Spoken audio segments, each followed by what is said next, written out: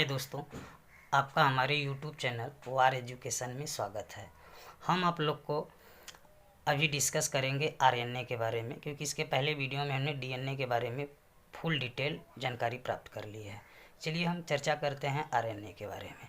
सर्वप्रथम आपको पता होना चाहिए कि आरएनए का फुल फॉर्म क्या होता है। तो आरएनए का फुल फॉर्म होता है, आपको याद करना चाहिए, जिसे उस वीडियो में भी हम बता चुके हैं कि D oxy ribo nucleic acid. तो इसका केवल नाम है राइबो न्यूक्लिक एसिड। इसका क्या नाम है full form? Ribo nucleic acid. चलिए, अब आरएनए प्राप्त कहाँ से होता है? तो डीएनए से ही आरएनए का संश्लेषण होता है, यानी डीएनए से ही आरएनए बनता है। डीएनए का मुख्य काम हमने पहले ही डिस्कस कर लिया है कि डीएनए जो है प्रोटीन और आरएनए का उत्पत्ति करता है। तो आपको समझ में आ गया होगा डीएनए की उत्पत्ति कहाँ से हुई है। तो आरएनए से ही डीएनए की उत्पत्ति हुई है। चलिए हम अगली बात करते हैं। आरएनए के प्रकार, जो आरएनए होते हैं राइबो न्यूक्लिक एसिड जो होते हैं, वो जो है मुख्य रूप से 3 प्रकार के होते हैं। जिससे पहले हम बात करते हैं, पहला जो प्रकार होता है उसको बोलते हैं आरएनए, यानी राइबोसोम आरएनए। इसका देखो मुख्य काम क्या होता है। अब यहाँ से बात होगा कि इसका मुख्य जो काम होगा, ये राइबोसोम पर लगे रहते हैं, यानी चिपके रहते हैं। जो जहाँ पे राइबोसोम होगा वहीं के पास ये चिपके रहते हैं। और इनका जो आरएनए का काम होता है वो प्रोटीन संश्लेषण में सहायक करते हैं, यानी राइबोसोम प्रोटीन का संश्लेषण करता है। पहले वीडियो में बता चुके हैं हम कि राइबोसोम को प्रोटीन की फैक्ट्री कहते हैं। तो प्रोटीन बनाने में सहायक कौन करता है? तो आरएनए। क्लियर हो गया। अब हम दूसरा टाइप पढ़ते हैं, टीआरएनए, यानी ट्रांसफर आरएनए। ट्रांसफर आरएनए का मतलब होता है, इसका काम क्या होता है? तो ये प्रोटीन संश्लेषण के लिए, जो प्रोटीन संश्लेषण होता है उसमें अमीनो अम्ल को राइबोसोम पर लाता है। यानी आप समझ जाइए कि जब प्रोटीन संश्लेषण होता है, प्रोटीन बनता है, तो जो आरएनए होता है यह राइबोसोम के लिए जो है अमीनो अम्ल की व्यवस्था करता है। आप समझ में गए होंगे। यानी ट्रांसफ़र क्या करता है? तो अमीनो अम्ल ट्रांसफ़र करता है किसको? राइबोसोम को। कौन? टीआरएनए। नोट में स्पेशल लिखे हैं कि जब प्रोटीन बनने की अंतिम क्रिया होती है, यानी जब कहने का मतलब जब प्रोटीन बन रहा है तो उसकी जो अंतिम क्रिया होगी, यानी प्रोटीन बनने का जो अंतिम क्रिया होता है उससे हम क्या बोलते हैं? ट्रांसलेशन। इंग्लिश में इसको भी ट्रांसलेशन, अनुवाद नहीं, इसको ट्रांसलेशन बोलते हैं। ट्रांसलेशन अब समझ में आ गया होगा कि ट्रांसलेशन माने अनुवाद नहीं, ट्रांसलेशन उसे कहते हैं जब राइबोसोम आरएनए उसे अमीनो अम्ल देता है। राइबोसोम जब प्रोटीन बनाने की जो अंतिम क्रिया अपनाता है तो उसे हम क्या कहते हैं? ट्रांसलेशन। आप समझ गए होंगे।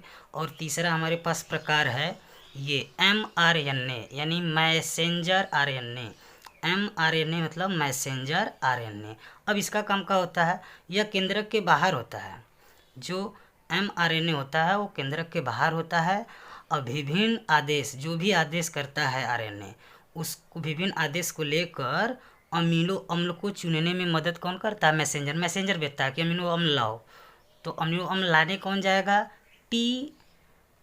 टीआरएनए जाएगा। अमीनो अम्ल लाने के लिए कौन जाएगा? टीआरएनए जाएगा।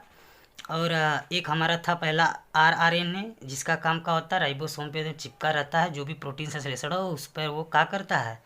यानी प्रोटीन संश्लेषण में सहायक प्रदान करता है ribosome RNA. Transfer RNA amino अम्ल लाने का काम करता है। मैसेंजर आरएनए का काम क्या है? ये विभिन्न तक मैसेज पहुंचाने का एक तरह से काम करता है। आइए, इसमें भी 4 प्रकार के जो है आपको पाए जाते हैं। क्या? क्षार। आपको समझ में आ गया होगा। 4 प्रकार के क्या पाए जाते हैं? क्षार पाए जाते हैं। वही क्षार होते हैं जैसे उसमें हम बताए थे डीएनए में एडेनिन, गुआनिन, थाइमिन, साइटोसिन। बस इसमें थोड़ा सा अंतर होता है। इसमें जो नाइट्रोजन क्षार होता है वो नाइट्रोजन क्षार होता है आरएनए में थाइमिन। उसी के स्थान पर केवल यूरेसिल पाया जाता है। यानी 3 के 3 क्षार जो हैं सेम टू सेम होते हैं, केवल थाइमिन की जगह यूरेसिल होता है। किसमें? आरएनए में। आपको बात समझ में आ गई होगी। अब हम बात करते हैं डीएनए और आरएनए में अंतर क्या होता है मुख्य रूप से। तो डीएनए और आरएनए में मुख्य रूप से अंतर होता है कि जो इसमें डीएनए होता है, ये जो डी ऑक्सीराइबो होता है उसी में वो क्या होता है? वही डी इसमें क्या होता है? शर्करा होता है।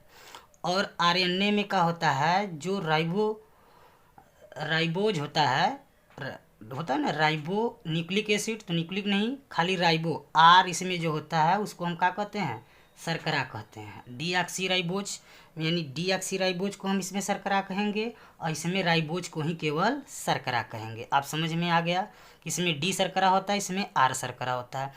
इसमें क्या होता है देखिए, डीएनए में ये 4 प्रकार का क्षार बनाता है, एडिनिन, ग्वानिन, थाइमिन, साइटोसिन।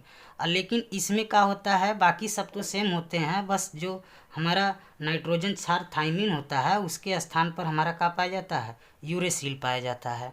अब बात करेंगे डीएनए का, तो डीएनए एक्चुअल में कहाँ पाया जाता है, सबसे ज़्यादा तो केंद्रक में पाया जाता है। इसके बाद हम बताएं कि माइटोकॉन्ड्रिया में भी पाया जाता है और हरित लवक में भी डीएनए पाया जाता है। लेकिन हम बात करेंगे आरएनए कहाँ पाया जाता है, तो वह केंद्रक में भी पाया जाता है। केंद्रक में डीएनए आरएनए दोनों पाए जाते हैं और साथ में कोशिका द्रव में यानी केंद्रक के बाहर भी ये पाया जाता है। इसी और जो केंद्रक के बाहर पाया जाता है उसे हम क्या कहते हैं, mRNA। केंद्रक के बाहर जो भी अमीनो हम लोग को चुनता है उसको mRNA बोलते हैं। तो डीएनए और आरएनए में आपको अंतर समझ में आ गया होगा कि ये केंद्रक में डीएनए पाया जाता है और ये केंद्रक के बाहर भी पाया जाता है। आइए हम चर्चा कर लेते हैं इसी वीडियो में कि पादप एवं जंतु कोशिका में मुख्य अंतर का है, क्योंकि कोशिका चैप्टर से तो हम पढ़ा रहे हैं। तो चलिए पादप और जंतु कोशिका का जो मुख्य अंतर है उसको एक थोड़ा सरसरी निगाह से देख लेते हैं। चलिए हम एक और बात कर लेते हैं पादप का, ये हमारे पास है पादप, और एक और हम बात कर लेते हैं जंतु का। तो जंतु और पादप में थोड़ा सा अंतर केवल हम आपको बता देंगे, आप समझ जाएंगे। पादप में क्या होता है, इसमें जो है कोशिका भित्ति पाई जाती है, जितने पेड़ पौधा होंगे उसमें कोशिका भित्ति यानी सेल वाल पाया जाएगा। और जंतु कोशिका में क्या होता है, सेल वाल अनुपस्थित रहता है, यानी कोशिका भित्ति जो पहली परत होती है समझाए थे वो क्या होता है, अनुपस्थित रहता है। पादप में क्या पाया जाएगा, दूसरा पॉइंट क्या होगा, इसमें लवक पाया जाता है, जो हरित लवक होता है इसमें पाया जाता है, केवल पादप में पाया जाता है हम समझाए थे। और इसमें हरित लवक जो है अनुपस्थित रहता है जंतु में। 2 बात लिख देंगे। तीसरी की हम बात करते हैं, जो रिक्तिका होगा वैकुल वो बड़ी होगी क्योंकि उसमें पानी भरा होता है, पढ़ाए थे। और रिक्तिका जो जंतु होते हैं उसकी रिक्तिका का होगी छोटी होगी, सिंपल सा बात है। पेड़ पौधे हैं बड़ा हैं तो उनकी रिक्तिका बड़ी होगी, जंतु लोग छोटे छोटे होते हैं इसलिए उसकी रिक्तिका का होगी छोटी होगी। अगर हम बात करते हैं ये पादप कोशिका का आकार का, तो ये लगभग देखा जाता है तो आयताकार होता है, और लेकिन जंतु कोशिका का जो है आकार कैसा होता है, लगभग वृत्ताकार आपको दिखता है। तो आइए, ये था हमारे पास डीएनए आरएनए, पादप कोशिका तथा जंतु कोशिका में अंतर। अब हम अगला वीडियो जो है जल्द ही एक अच्छा सा इम्पोर्टेंट टॉपिक पे आप लोग को जीव विज्ञान में देंगे। अगर आप लोग को ऐसा वीडियो अच्छा लग रहा है तो हमारे चैनल को सब्सक्राइब करें और अपने मित्रों के साथ शेयर करें, उन्हें भी बताएं कि चैनल को सब्सक्राइब कर लें। यहाँ पे जो है विज्ञान के अच्छे अच्छे कंटेंट मिलते हैं, आपको ज़्यादा बात करते हुए न नोट्स के माध्यम से आपको पढ़ाया जा रहा है।